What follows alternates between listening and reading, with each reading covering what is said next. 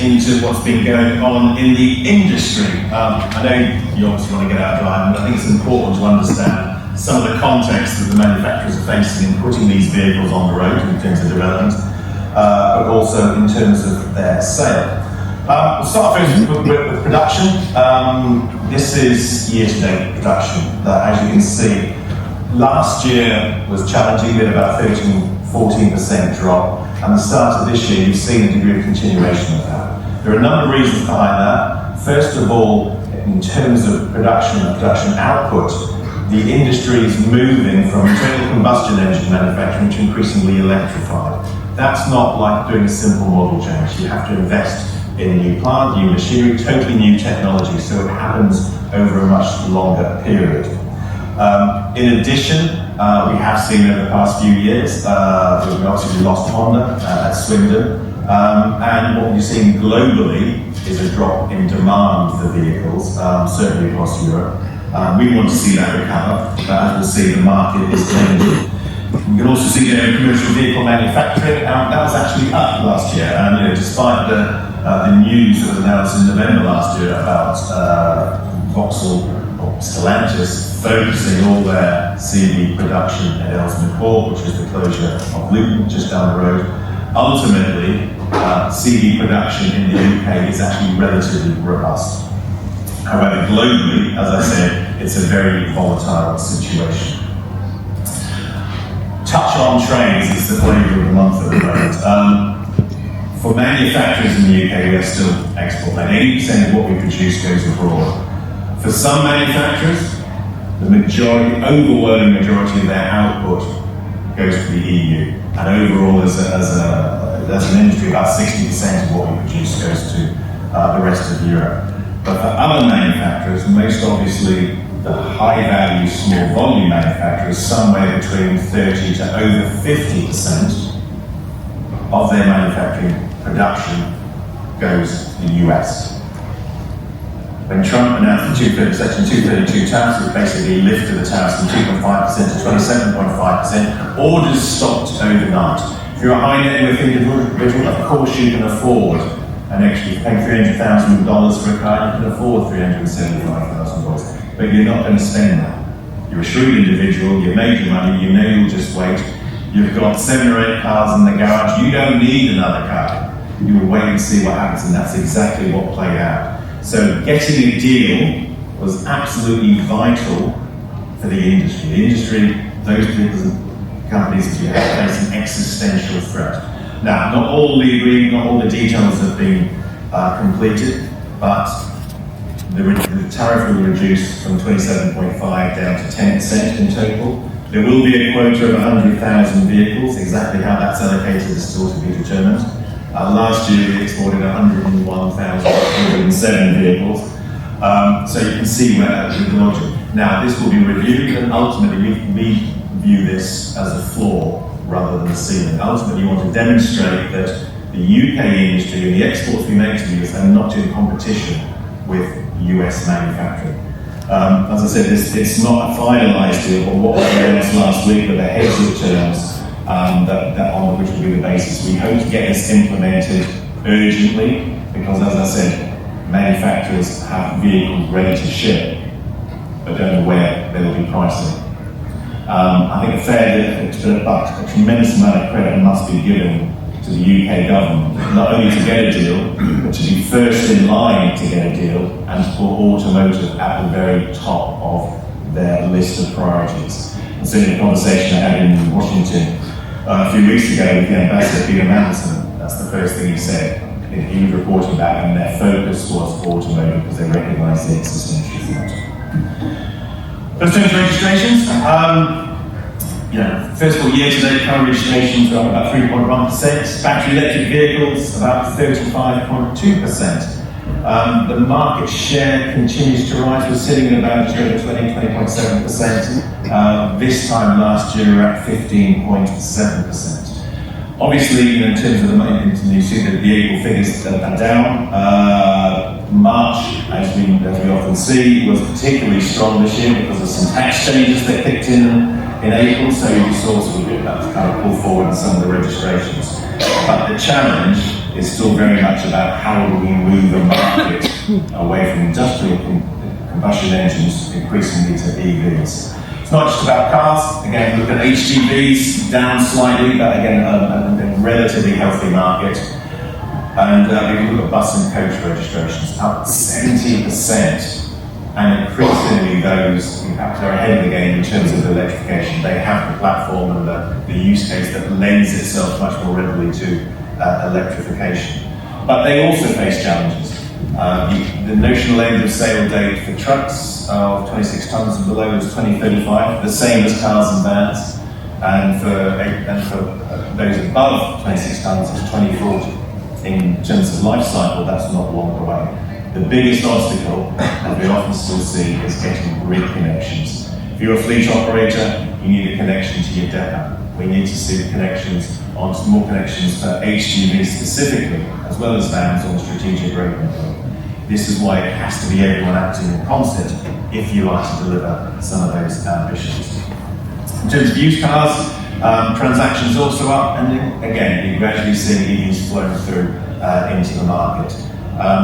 Rather disappointingly, what we did see in April was the application of not just vehicle excise duty, which is probably fair to make sure EV drivers also pay VED, but the expensive car supplement was also applied to EVs. We're talking to government about whether they will amend that, because that was introduced in 2017, set at a rate of £40,000 vehicles and above, hasn't moved since 2017. Obviously, inflation means increasing numbers of cars that are subject to a fiscal drag and drawn into that. And the overwhelming majority of EVs are subject to an expensive car supplement, which is not the message you're trying to put to consumers.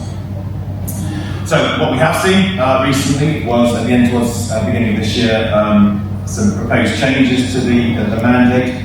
The mandate is driving the market, yes, but it adds an extraordinary cost. £4.5 billion spent by manufacturers last year to try and get the level of demand for EVs from an underlying level of about 12%. We ended up about 19.5%. So you had to buy that 7.5%. £4.5 billion is an extraordinary sum.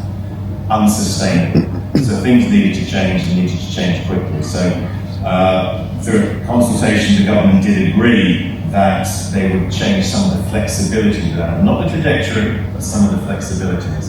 And they also confirmed in terms of the end date for sale, still 2035, but between 2030 and 35, they would still allow hybrids, plug-in hybrids, but not mild hybrids. So obviously pure internal combustion systems. So it's a bit of a relaxation there. Whether that's enough in terms of medium to long term, we will see. But certainly one of the things I think we should be looking at is a more fundamental review of this transition, because you are seeing potential changes in Europe, you're seeing the market not moving as quickly as we want it to do.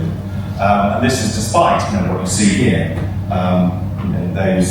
that increasing level of demand that's coming from the business and fleet sector. They're the ones driving this transition, because they have the fiscal incentives. The private consumer has nothing to incentivize them other than if you can charge at home, your total cost of ownership is probably beneficial in years. But there is no incentives, and consumers respond to incentives. When you take them away, we've seen demand drop. When you put them in place, demand obviously increases. So we still believe there is a strong case for private retail incentives from the government, certainly the case that we're making.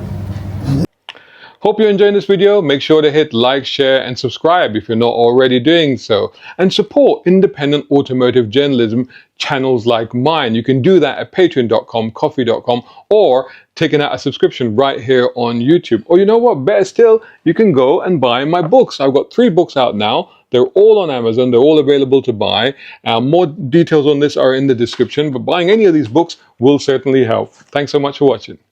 So we're looking in terms of what's going to happen next in terms of new car registrations, forecast just out. You can see total market is going to sort of teeter along around the sort of 2 million mark for the next couple of years. For battery electric vehicles, yes, it is going to increase. But you can see there where the zero emission vehicle mandate expects it to drive. It gets tougher. It's, while it looks like a step, in real terms, it's kind of going out like that. So this year, next year, and then subsequent years, it really starts to ramp up in terms of volume. As it is for this year, compared to where we ended up last year, we need to see about a 50% increase in the total number of battery electric vehicles sold, cars, and a 150% increase in electric vans. That's the scale of the challenges before the industry. There are flexibilities, increased flexibilities to help, but the headline rate is still really, really high.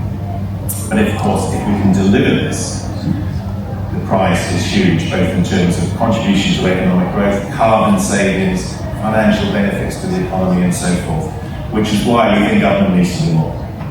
It could do more in terms of incentives. Halving VAT for 3 years, we've put an extra 250,000 EVs on the road, substitutional, people coming out of EVs. We've mentioned the expensive car supplement, and the other thing is charging. Charging infrastructure is getting better, but it needs to do getting faster, and it needs to be more affordable. So one of the things you could do is to reduce VAT on public charging rates from 20% commercial rates to the domestic rate of 5%. If you're lucky, you've got a driveway, you can charge at home, you pay 5% energy. For that same unit of energy, as soon as you pay on the road, public, it's 20% VAT. That's a boon for the Treasury. Some are actually given back to try and stimulate this sort of shift. The other ask that we obviously have is, in terms of what we're struggling to do, what we're trying to do, is address some of the skepticism that is still there amongst the public. Working with Auto Trader, working with Plant for Transport, trying to highlight the benefits that EV offers individuals. Now, part of that is about, at the moment, your dependence on charging at home, but it is both talking about the positives and doing a bit of myth busting. There have been some rather bizarre stories. First of all, EVs are not any more likely to catch fire than ICE vehicles. They're not about to make car parts collapse. And I say frequently, the best one I heard was that EVs make you lose your hair. I might be losing it, but I still do what I try to do it. So let's have a bit of common sense in some of this. There's undoubtedly a degree of narrative against them. I don't know what's driving it. It's not coming from the industry. The industry is investing. Look there, the number of models that are available for sale. The investment is there. They need to get a return on that investment. It's in their interest to sell as many of them as quickly as possible to try and get that return so you can invest in new R&D. Running a business these days, especially if you're a one-man army, is exhausting. Believe me, I can tell you all about it. From getting new clients to chasing payments to creating the content, it can be chaos. That's why I want to tell you about my friends at Strategency. Now, they help solopreneurs and small business owners, especially folks in the car scene, automate, scale, and actually grow their business. Websites, content strategy, Instagram, WhatsApp, it's all sorted. If you're ready to go from being overwhelmed to in control, book a 15-minute consult at the link in the description and tell them Brown Car Guy sent you. Shout out time, guys. Thank you so much. Hey, if you enjoy my content, why not get involved? Buy me a coffee. You can do that at either of these links. Or if you're watching on YouTube, buy me a thanks or take out a membership. It all helps. It really does.